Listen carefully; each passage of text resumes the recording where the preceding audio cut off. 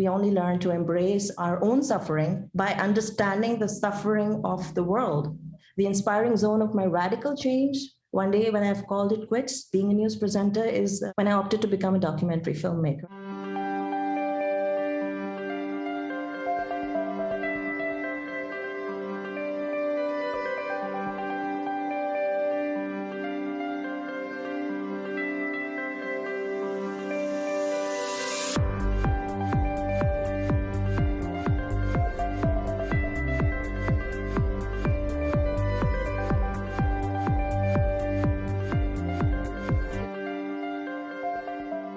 Good morning. This is Mama Marlene from the President of the Board of Directors for the Global Presence. And I am very excited this morning to be presenting along with my co-host, the Vice President of the Global Presence, Dr. Daniel Ibarrando, the 2021 Global Presence Humanitarian Award to Pakistani humanitarian documentary filmmaker Naziha Mahmood. I'll turn the microphone over to you, Naziha, and have you share what inspired you to begin your path as a humanitarian documentary filmmaker. Thank you very much, Mama Marlene. I am at a loss of words, and I'm not still 100% sure if this is really happening, but my palpitation warns me that it is. And all I can tell you is that I feel I have possibly accomplished all that I could. To name a few, from a successful news presenter to an acknowledged documentary filmmaker, an advertised poet, and an award-winning storyteller, and now a humanitarian award recipient. This is overwhelming, and I am not sure how to thank the Global Presence. You started alone, and now you have a huge caravan with you of so many great human beings that one is so proud of. It's a never-ending learning. And the best thing that you've done, and people like you who are doing it, is before all the humanitarian tasks and people behind it were like unsung heroes. And now, beyond expectation, we are being honored. So I really don't have the words. I feel really accomplished. Rest assured, I'm still the same old person who's scared to death as to what my life is going to be from this point onwards. But like you asked me, the motivation of my success, I think it was persistence. As a child and even as a youngster, I had so much to say always. But then again, at the same time, I felt deprived of being at liberty of speaking my heart to a single creator. So I found my, conduit in work. And I was excessively passionate about it and mostly excelled in whatever I put my mind to. But this did not win me many friends, if I'm honest. However, several animosities were developed until one day I said to myself, enough. And that was a turning point in my life. It's quite a beguiling incident that when you have it all and you are at the peak of your career or what you could possibly do the best, and one fine day you just call it quits. That's what I did, just because of the fact that despite my plate being full, my heart felt empty, like something is missing. You know, I could not ignore those emotions. Somehow I was feeling or sensing that I was living a pretentious life and there was something further that I was chosen to do. But at that time, still, I did not know, and that's more than a decade ago. And this happened. This was in 2009. The need for stillness outweighed my ego. Sometimes when we are heartbroken, and the last thing we want to do is what makes us comfortable. So that's where the light is waiting to arrive, actually. So I decided to trail common human beings because, as they say, no mud, no lotus. And despite the conditions, the lotus flower maintains strength. You know, it pushes aside all the obstacles, the dirty obstacles, and makes it wear to the clearer surfaces. So the core misery of our present day existence, in my opinion, is that we don't really know how to handle the inner suffering. And then we try to cover up with all kinds of works. And that's what I was doing. So the fact is, without suffering, there is no happiness. And there is no point discriminating against the wind. We only learn to embrace our own suffering by understanding the suffering of the world. but with a lot of sensitivity. You need that sensitivity. And so the inspiring zone of my radical change, one day when I've called it quits, being a news presenter, is when I opted to become a documentary filmmaker. And the subject that I chose was the life on streets of Karachi.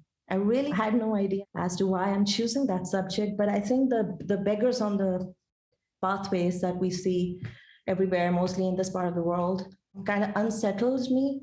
And I felt that somehow I was discriminating against the mud or the wind.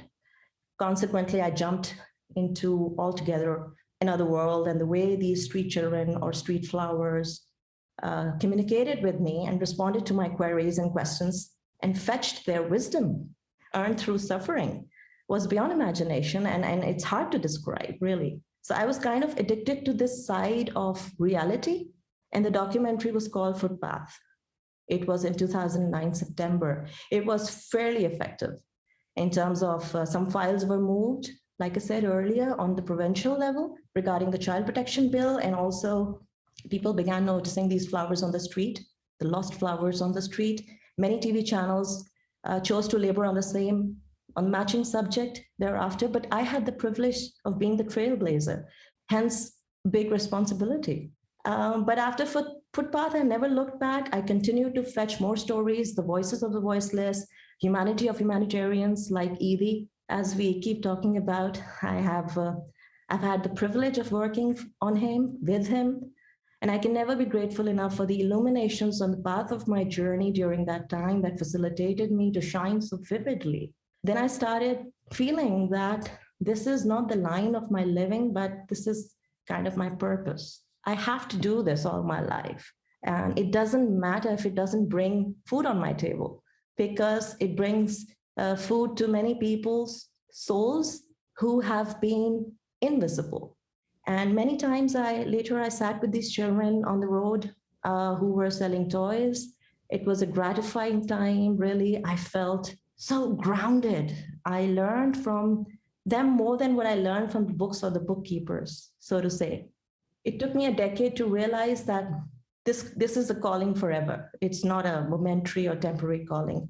The things are still the same. And only last year, my heart called out to work the entire documentary Footpath. And the new name was Street Bullets. We sent it to festivals, and it bagged 4 international awards, including Seattle International Film Festival and the Indie Filmmaker Film Festival. That was very, very motivating for me. I mean, I least expected this, that there are other parts of the world where people see problems of this part of the world. It's sad that sometimes our own people are unable to, and they need more awakening. And sometimes it's beyond a step ahead of awakening. And we need to see beyond our own problems. Sometimes we only realize what we need. But if we just have an eye, a soul eye to see beyond that, we realize that the more we give, the more we get. It's as simple as that. But it's not just giving to people who are dear to us, who are around us. The need is to give and realize the need of people who are in need. I began writing poetry meanwhile, and it contained messages of compassion and the truths of life. That was going parallel with my documentaries. But it's imperative to mention that I always had hope until 2 years ago. I lost it. And how should I say this? It's a stranger helped me find it, without whom I would not be speaking here at all. Hence, I feel a huge responsibility in terms of paying forward the hope. It's the best gift one human being can give to another. And now that's what I do mostly, lending hope to another human being, either through my voice or my time, my compassion, learnings, and most of it a listening ear. And that's an incredibly rewarding and humbling experience in so many ways. And most importantly, the feeling that my resonating existence found its purpose. It makes a difference. And it doesn't matter to me if the world sees it, because if the world sees the difference, it doesn't matter if it doesn't see who's made the difference, really. I recently created a documentary, in fact, 2 days ago, for donations for a center of peace, which is called Darul Sukoon in Karachi. In the branch of Karachi has almost 500 challenged children and adults. Most of them are physically and mentally challenged. Some of them are just physically challenged, and they are disowned by families. They're disowned by society. And because I had made a documentary on street children and special children, I wasn't really appreciated in my TV channel. They thought I'm doing work which is probably considered nuisance in this part of the world. And so I was sacked. And right after I was sacked, I received a humanitarian reporting award by an NGO. So that motivated me, and I did not sort of worry about what happened. And I decided that I'm going to continue doing that. In the meantime, a lot of work was done in the same context. And then after a decade, I think that things that we start needs to continue. And they only finish when we are finished. First step is awakening. The realization, and the second step, like I said, is actually action. I feel enriched. And if I'm honest, the old me was crippled by the fear that I wasn't interesting enough before, or smart enough, or important enough to make my voice heard. But yet, here I am speaking, infinitely grateful that the old me no longer dictates who I am today. And if I had to choose the most important catalyst to vanquishing the blocks that crippled me for decades of my life, I'd have to say that it was a process of overcoming my fears, my limiting beliefs. And automatically I started gravitating towards people, places, and situations that inspired me. And being recognized by the global presence today is such a huge honor for me. I mean, it makes me feel extraordinary. And is absolutely encouraging to outshine in spreading the gift of hope. I'm so, so grateful. Thank you. We are equally intensely honored to recognize your work, Naziha. We strive when we select our Humanitarian Award recipients to select someone who really can be inspiring to everyday people. The Global Presence Humanitarian Award is unique in that we choose recipients almost based on their everydayness. They all just felt they were going about their daily lives, and then they had this inner calling, and they had the courage, as you have just shared, even though it cost you your position as a successful TV news anchor, but you listened to your calling. And it is truly miraculous, the works that are born from that level of courage, putting yourself out there for others, concern for others. Will you share? Some people are not, many people perhaps, are not familiar with the work of Abdul Sattar Edie. And I literally sobbed watching your documentary, The Lamp. Will you share a bit more about him and the content of your documentary, The Lamp? Thank you so much for asking. This is one of my favorite questions. Edie is one of the most renowned humanitarians. He started his mission almost 7 decades ago. He passed 5 years ago. He transitioned. But what he did for 7 decades was something, had he not done, this part of the world, our city, our country would be partially like a graveyard. Times were difficult. We needed a humanitarian like that. So a lot of people worked on him, the figures of his ambulances. He started off with one ambulance with 5,000 rupees. And his calling was that he saw his mother suffer. And he looked after her for many, many years. And she taught him about giving. She used to give him 2 annas, 2 pesos at that time, and one for himself and one to help another human being in need. And that's what he continued to do until his mother transitioned. And that became the mission of his life. And when I met him, and when I sat with him, I have no words to explain that the energy that I felt. We had not spoken. We were just sitting together, and he didn't know me by then. So I spent sitting in silence about 2 or 3 hours. And that gave me a feeling and energy which was out of this world. And I decided that I got to work with this angel, angel energy. But because people had already described what he's done and how many ambulances does he have and where did he go and what did he do for people, all the figures were well known. But I wanted to concentrate on the energy that he created and what was his idea of humanity. And it took me a year to really understand that being human is being content with what you have, not worrying about gaining more and more and more, just material things. Have an eye, a third eye, a soul eye. Be compassionate towards suffering in general without discriminating. Pay forward. Be a good human. Just do your contribution, even if it's for one person. And I don't think I can really measure his works, to be honest, or really tell you what he's done. But what he has done, in short, is that he has never discriminated anyone, be it a Christian or a Muslim or a Hindu. He was the same with everyone. He started begging on the streets because he had this purpose. It was so strong that people started coming to him.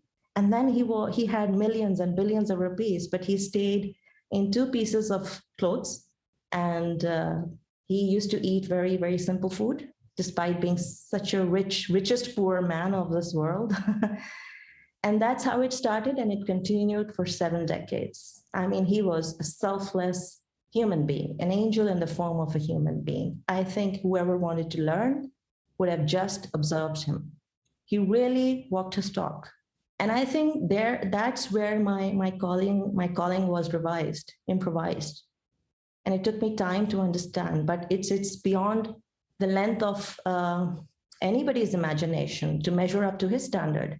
But even if we do 1% of what he has been doing selflessly, without expecting anyone, without worrying about any materialistic gains, his motto was humanity above all. And humanity is not just that you give your charity, and then you say, oh my God, I've given my share, now God should give me more, and that's all about it. But you don't follow up. What happens with your charity? You need to follow up.